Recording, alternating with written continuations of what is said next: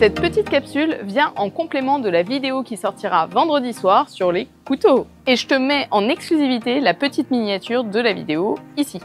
Petite capsule de présentation d'un nouveau couteau que j'ai reçu qui est le Gerber Strong Arm Thin Edge en couleur coyote.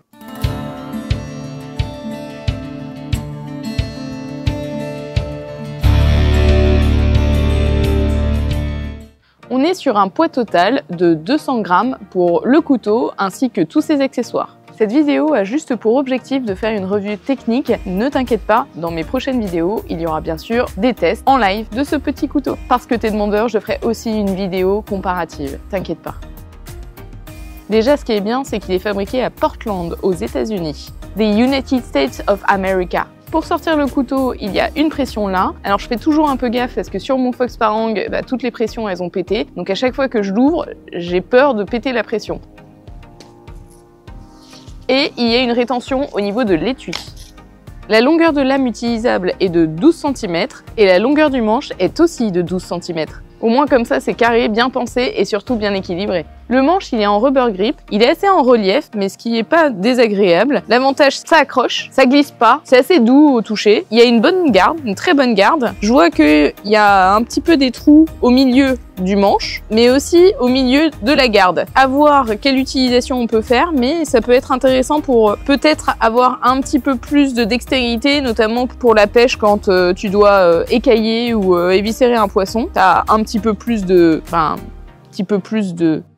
dextérité, facilité aussi. Faut voir après si on transpire pas trop aussi avec le rubber grip. Le rubber grip, on a l'impression que c'est un espèce de caoutchouc quand même. Et souvent, quand on transpire des mains, après ça fait des petites pluches dessus et c'est pas forcément hyper agréable. À première vue, il est assez agréable en main. Il est très bien équilibré. Pour mes petites mains, le manche est parfait parce que du coup, il est relativement fin.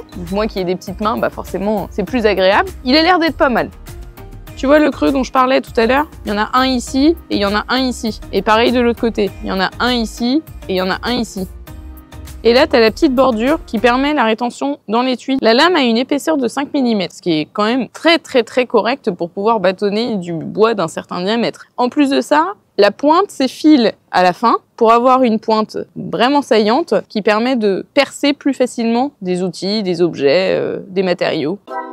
Comme souvent pour les couteaux tactiques, le revêtement noir qui est sur la lame, c'est surtout pour éviter que le soleil ne se reflète dans la lame. Bah oui, quand t'es sur le champ de bataille, en position stratégique et tactique, t'as pas envie qu'on t'aperçoive de loin. Alors si tu as un couteau, le soleil se reflète dans la lame, il va indiquer ta position aux ennemis. C'est pour ça qu'ils mettent un revêtement noir, comme ça se reflète pas dedans.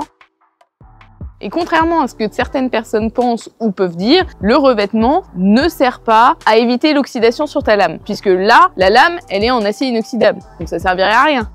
Et pour les connaisseurs, l'acier, c'est du 420 HC. Ce qui est intéressant avec ce petit couteau aussi, c'est qu'il a une fonction brise-vitre. Et qu'en plus de ça, il y a un trou au milieu. Comme ça, tu peux glisser une dragonne.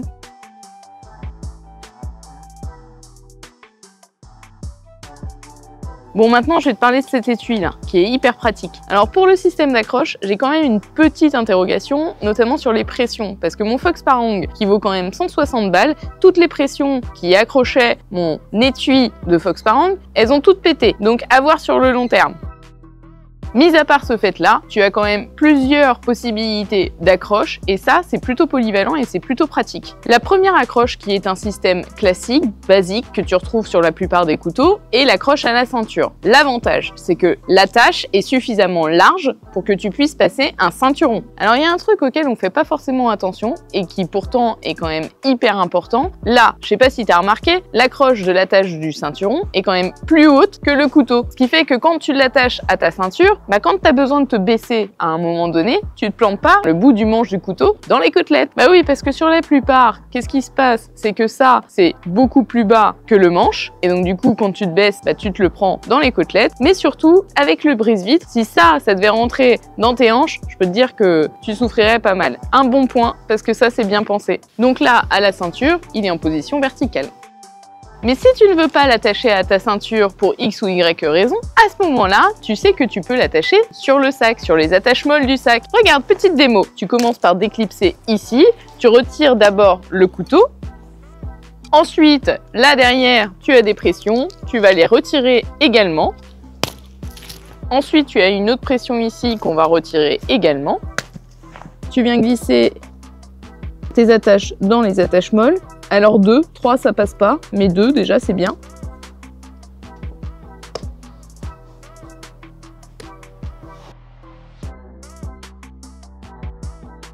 Bon après, si tu es venu en stage avec moi, tu sais bien que d'avoir des objets qui se baladent comme ça sur le sac, bah, c'est quand même pas hyper pratique et c'est quand même pas très recommandé. Enfin bon. Autre possibilité, je viens défaire mon couteau d'abord. Je viens défaire la pression de derrière. Tu viens défaire l'autre attache à pression. J'ai toujours peur que ça pète ces pressions-là. Là. Tu vois, c'est vendu avec un système que tu peux retirer. Bon, là, je l'ai retiré pour te montrer, mais en fait, le principe, c'est de venir mettre cette petite plaquette par-dessus. Là, avec la petite fourchette, là, tu viens la glisser dans les fentes. Ce qui te permet, du coup, de glisser ces 2 anses dans ta ceinture. Mais comme ça, tu vas avoir le couteau qui va être à l'horizontale et pas à la verticale.